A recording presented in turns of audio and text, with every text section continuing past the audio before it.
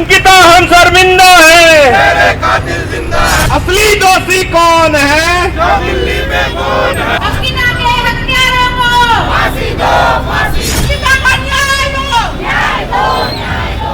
अंकिता हम शर्मिंदा है, मेरे कातिल जिंदा है। स्वामी तेरी सरकार नहीं चलेगी, नहीं चलेगी। दोषियों को क्यों नहीं डाला जेल में, मुझे ये बताओ। राम राज्य नहीं है, रावण राज्य है ये। इन लोगों का कोई भरोसा नहीं है, ये सबको हमको भी जेल में डाल देंगे। विकास लड़कियों को रेप करो बस। कई बार बड़ी मछली को पकड़ने के लिए छोटी मछली को फंसाया जाता है। अगर कोई छोटा वीआईपी इसमें इन्वॉल्व होता तो करोड़ का रिजॉर्ट क्या रात में गिराया जाता। मार हो के बुरे हाल हुए, किसकी बेटी है, हमारी भी बेटी है, हमने भी कभी को बाहर जाना है, हमको अपनी भी डर है। कौन लोग हैं जो वीआईपी सर्विस मांग रहे थे, उन लोगों के नाम सामने आने चाहिए। जो असली कातिल है उसको तो न्याय मिला ही नहीं। जो बीजेपी का जो प्रभारी है, संतरी मंत्री बड़े बड़े बीजेपी के लोग इसमें शामिल हैं। ये कांड हर देश के कोने में हो रहा है। जो बुलडोजर न्याय की प्रक्रिया इस देश में चली है, वो एक तरीके से ऐसा लगता है कि सबूत मिटाने की घटना थी। हो सकता है इसमें धामी जी भी शामिल हो। अगर आपने सीबीआई जांच के लिए भेजा है तो आप स्तुति लेटर दिखाने के लिए आनाकानी क्यों कर रहे हैं?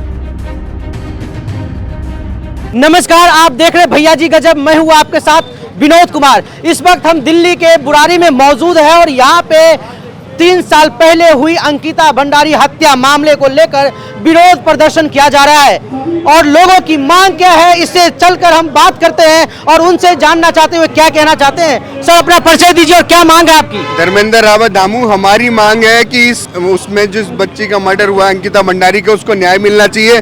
और जो वीआईपी हैं, जो उस लड़की से वीआईपी सर्विस मांग रहे थे, क्योंकि उन्हीं की वजह से उसकी मौत हुई है, तो उन वीआईपीज़ को सजा होनी चाहिए। जो जो वीआईपीज़ में शामिल थे उन सबके नाम सामने आने चाहिए, उनको फांसी की सजा होनी चाहिए और उन सभी लोगों को सख्त से सख्त सजा मिलनी चाहिए जो इस हत्याकांड में शामिल हैं। तो कई लोग जेल में बंद हैं, लेकिन अब 3 साल बाद फिर से मामला क्यों उठाया जा रहा है? वो इसीलिए कि इस बेटी से वीआईपी सर्विस मांगी गई थी। तो वो कौन लोग हैं जो वीआईपी सर्विस मांग रहे थे, उन लोगों के नाम सामने आने चाहिए, उन लोगों को सजा मिलनी चाहिए।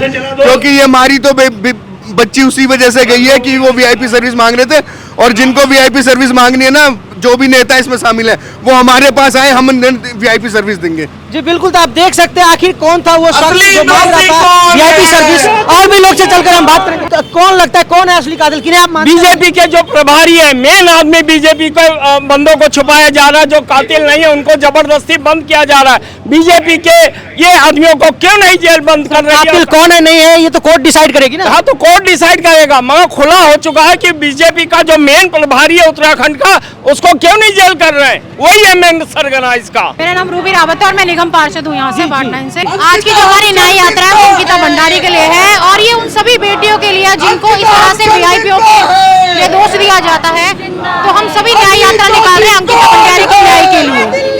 जी बिल्कुल, तो अभी सरकार से क्या मांगे? हमारी सरकार से ये मांगे कि जो भी वो वीआईपी है उसको फांसी की सजा दी जाए। बिल्कुल, वीआईपी सर्विस देने की वजह से लड़की कह रही हत्या की गई थी क्योंकि उसने सर्विस देने से मना कर दिया था। तो आखिर कौन है वो शख्स, इनकी मांग हो रही है कि अंकिता भंडारी के साथ जो जुर्म हुआ है उसको उसका न्याय मिलना चाहिए और जो दोषी है उसको सजा मिलनी चाहिए। मेरा नाम विक्की महेश आर्य है जी। क्या हमारी मांग यह है, अंकिता भंडारी को न्याय मिलना चाहिए। जैसे कि आपने निर्भया कांड में देखा था, उसमें भी बड़ी अड़चनें आई थी और इसमें कई बड़े बड़े वीआईपी लोग इन्वॉल्व हैं, जो कि संतरी मंत्री बड़े बड़े बीजेपी के लोग इसमें शामिल हैं। उस बेटी की आवाज़ को, उस उत्तराखंड के लोगों की आवाज़ को दबा दिया गया है। आज ये कांड हर देश के कोने में हो रहा है, यूपी में, उत्तर प्रदेश में, बिहार में, पंजाब में, हर जगह ये चीज़ें हो रही है। मगर हम ये सोचते हैं हमारी बहन के साथ थोड़ी ना हुआ है जो हम बाहर निकले। आज नहीं तो कल ये हर किसी ना किसी के साथ होगा। कोई किसी की दोस्त के बहन के साथ होता है, किसी की बेटी के साथ होता है, किसी की माँ के साथ होता है। तो अन्याय के खिलाफ हम सभी लोगों को आवाज़ उठानी चाहिए और ऐसे वीआईपीओ को हमें सख्त से सख्त सजा दिलानी चाहिए। अभी इसमें कुछ वीआईपी लोग रह गए हैं जो बचे पड़े हैं और उसको सरकार बचाने पे तुली हुई है। और ये बात सरकार के किसी भी इतने बड़े बड़े पॉलिटिशियन हैं, पहले आपने देखा था वो चूड़ी लेके, सिलेंडर लेके आ जाती थी स्मृति ईरानी। आज कहाँ है वो बहनों की आवाज़ उठाने वाली? फांसी दो। आखिर फांसी की बात क्यों हो रही है सर?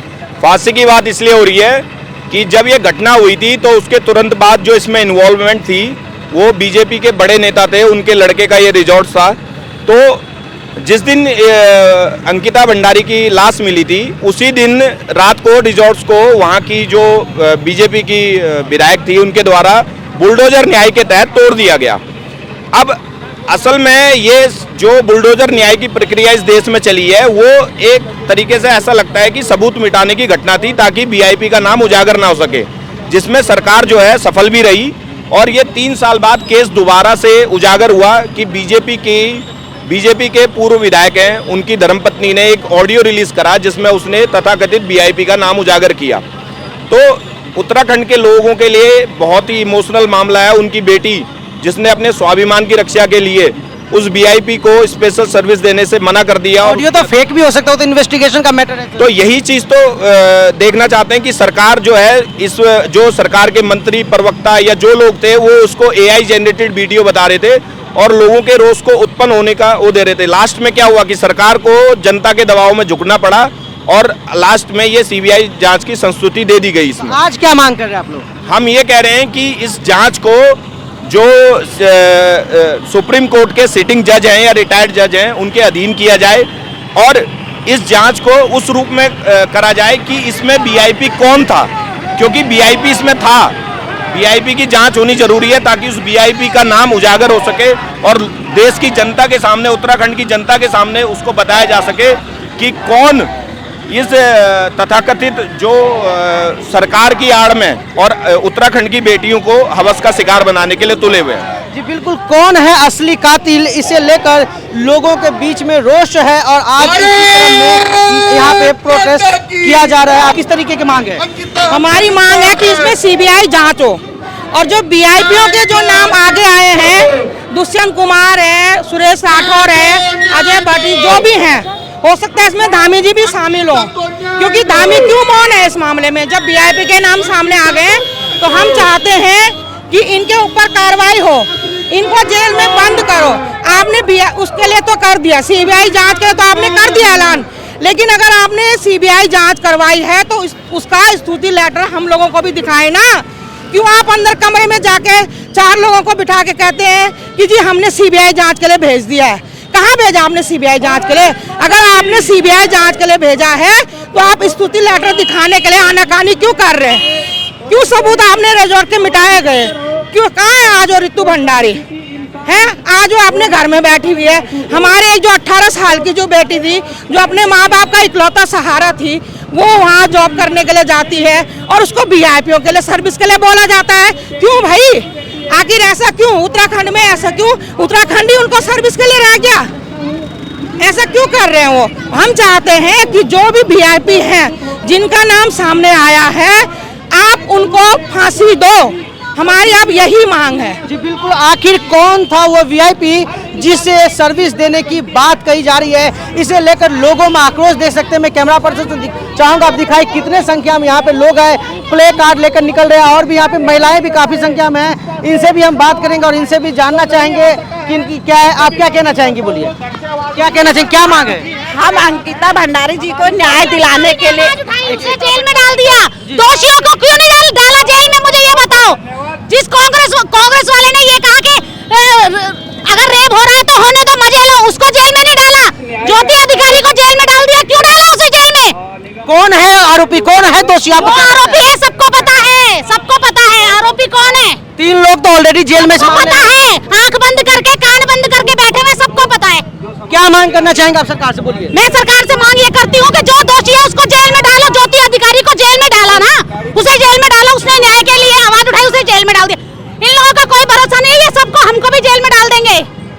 इनकी अपनी सत्ता, राम राज्य नहीं है, रावण राज्य है ये। पहले तो अंग्रेजों के अधीन थे, अब इन लोगों के मोदी सरकार के अधीन है ना? तो मोदी सरकार तो कहती है सबका साथ सबका विकास, अपराधियों सबका विकास, लड़कियों को रेप करो बस। मोदी सरकार किसी का विकास नहीं करेगी और सिर्फ अपने को देखती है वो। और ज्योति अधिकारी ने जो भी बोला उसने राती हमारे देवताओं का अपमान किया, इसलिए उसको अंदर डाला गया। और वैसे उसको कुछ नहीं है, उसको उसने अपमान किया हमारे देवी देवताओं का, इसलिए उसको अंदर डाला गया। ज्योति अधिकारी ने जो बोला सब पहाड़ियों को पता है, उसने गलत नहीं बोला है। कभी भी हमारे देवी देवता कहीं कहीं पे भी नहीं आप बात लोग तो आज अंकिता भंडारी के लिए आई हैं यहाँ पे, हाँ बिल्कुल अंकिता भंडारी के लिए आए हैं। तो अंकिता भंडारी के लिए क्या मांग कर रही हैं? सबको पता है क्या मांग कर रहे हैं। जेल जिसने जो दोषी है उसे जेल पहुंचाओ। दोषी को जेल पहुंचाने की बात है, आप क्या कहना चाहेंगे सर, क्या मांग कर रहे हैं आप? देखो, हमारी मांग है कि जो दोषी हैं उनको सज़ा मिले, और जिस तरह से सरकार गुमराह कर रही है और उत्तराखंड का हर एक व्यक्ति जाग चुका है, उत्तराखंड के लोग जाग चुके हैं, और जो दोषी हैं उनको सज़ा मिलनी चाहिए। तो आप लोग इस मामले में प्रोटेस्ट कर रहे हैं, लेकिन इससे पहले 3 साल पहले जब ये घटना हुई है उससे संबंधित लोग तो जेल में हैं। देखो, कुछ लोग जेल में हैं, लेकिन जिस तरह से अब नाम उजागर हो रहे हैं उसमें कहीं ना कहीं जो भारतीय जनता पार्टी की सरकार है, बड़े बड़े नेता इसमें लिप्त है, और इसलिए सरकार इसको छुपा रही है कि कहीं उनके नेता ना जाए। और बिल्कुल सरकार पे मामले को लीपापोती करने का आरोप लगा रहे हैं। क्या नाम है आपका? ज्योति रावत। जी ज्योति जी, क्या कहना चाहेंगे आप? मैं बस यही कहूँगी कि ये हमारे देश में जितनी भी बेटियां हैं उनके लिए एक स्ट्रिक्ट कानून आना चाहिए, ताकि जो भी अपराधी है उनके मन में खौफ पैदा हो। आज देश में क्राइम कम होनी चाहिए। हमारे भारत जैसे देश में जहाँ औरत को देवी के रूप में पूजा जाता है, आज वहाँ क्राइम कम होनी चाहिए, क्राइम बढ़ता जा रहा है, क्योंकि उनके लिए किसी प्रकार का कोई कानून नहीं है। अपराधी अपराध करके देश के लोग बाहर घूम रहे हैं बेल लेके, और जो उनके खिलाफ आवाज़ उठाता है उनको जेल के अंदर भर दिया जाता है। लेकिन इस मामले में, अंकिता भंडारी के मामले में जो रिजॉर्ट में इंसिडेंट हुआ, उनकी हत्या हुई, ऑलरेडी 3 लोगों की सजा हो चुकी है। देखिए क्या होता है कि कई बार बड़ी मछली को पकड़ने के लिए छोटी मछली को फंसाया जाता है। यही सेम अंकिता भंडारी है। अगर कोई छोटा वीआईपी इसमें इन्वॉल्व होता तो करोड़ का रिजॉर्ट क्या रात में गिराया जाता? तो हमारी मांग है, जिस आदमी को, जिस बड़े वीआईपी को छुपाया जा रहा है, छोटे लोगों को फंसाया जा रहा है, उसके खिलाफ कार्रवाई हो। एक तरफ जब सरकार कोई अपराधी के ऊपर कार्रवाई करती है, लोग मांग करते हैं कि बुलडोजर की कार्रवाई अच्छी है। जब योगी आदित्यनाथ किसी बिल्डिंग को गिराते हैं तो लोग खुश होते हैं, यहाँ पे गिराया गया तो आप लोग दुखी क्यों हैं? हम बस यही चाहते हैं कि जो सरकार आज दिल्ली में भाजपा सरकार है, केंद्र में जो भाजपा सरकार है, उत्तराखंड में जिस टाइम में अंकिता भंडारी केस हुआ उस टाइम भी भाजपा सरकार थी, वो इसके खिलाफ सख्त से सख्त कार्रवाई करे। बस हम यही चाहते हैं। अभी की क्या मांग है? अभी हम चाहते हैं जो बड़े वीआईपी को छुपाया जा रहा है छोटे वीआईपी को फंसाने के लिए, बस उनके खिलाफ कार्रवाई चाहिए। बड़े वीआईपी के खिलाफ कार्रवाई नहीं हो रही है, इस आरोप आप क्या कहना चाहेंगे? मैं तो बस यही कहना चाहूँगी कि नहीं, ये गलत हो रहा है। जब आपको पता चल गया है कि कौन है इसके पीछे, फिर भी आप लोग इंसाफ नहीं कर रहे हो। मैं आप बस यही सरकार से मांगूंगी कि उनको इंसाफ मिलना चाहिए, उस बेटी को इंसाफ मिलना चाहिए। बिल्कुल। क्या मांग कर रही है, क्या कहना चाहेंगे आज के बारे में? हमारी जो मांग है वो बस एक ही मांग है कि जो भी वो वीआईपी है उसको फांसी की सजा दी जाए। बस फांसी से कम उसको कोई सजा नहीं होनी चाहिए, यही हम लोगों की मांग है। अगर वीआईपी आरोपी है या नहीं है, ये तो कोर्ट डिसाइड करेगी, इन्वेस्टिगेशन का मैटर है। देखिए, तो उसकी जांच तो होनी चाहिए। उसकी हम ये कहते हैं कि पहले जांच करी जाए, और अगर वो आरोपी सिद्ध है तो उसको फांसी की सजा दी जाए। कोई भी वीआईपी अभी तक के जांच से आप संतुष्ट नहीं है? बिल्कुल नहीं संतुष्ट नहीं है, क्योंकि जिस दिन उसकी डेड बॉडी मिली थी उसी दिन उस रिजॉर्ट को तोड़ दिया गया था, क्योंकि उसमें सारे सबूत थे उस वीआईपी के खिलाफ। तो क्यों उस रिजॉर्ट को तोड़ा गया? सिर्फ उसके मालिक को अरेस्ट करने से हम संतुष्ट नहीं है। हम चाहते हैं कि जो भी वीआईपी है, चाहे वो किसी भी पार्टी का, उसको फांसी की सजा दी जाए। जी बिल्कुल। आप क्या कहना चाहेंगे? हम चाहते हैं अंकिता भंडारी को न्याय मिले, कातिलों को सजा मिले। 3 साल से ऊपर बैठे हैं, कोई न्याय नहीं है अंकिता भंडारी के लिए। उसकी माँ रो रो के बुरे हाल हुए, किसकी बेटी है, हमारी भी बेटी है, हमने भी कभी को बाहर जाना है, हमको अपनी भी डर है, और न्याय मिलना चाहिए अंकिता बेटी को।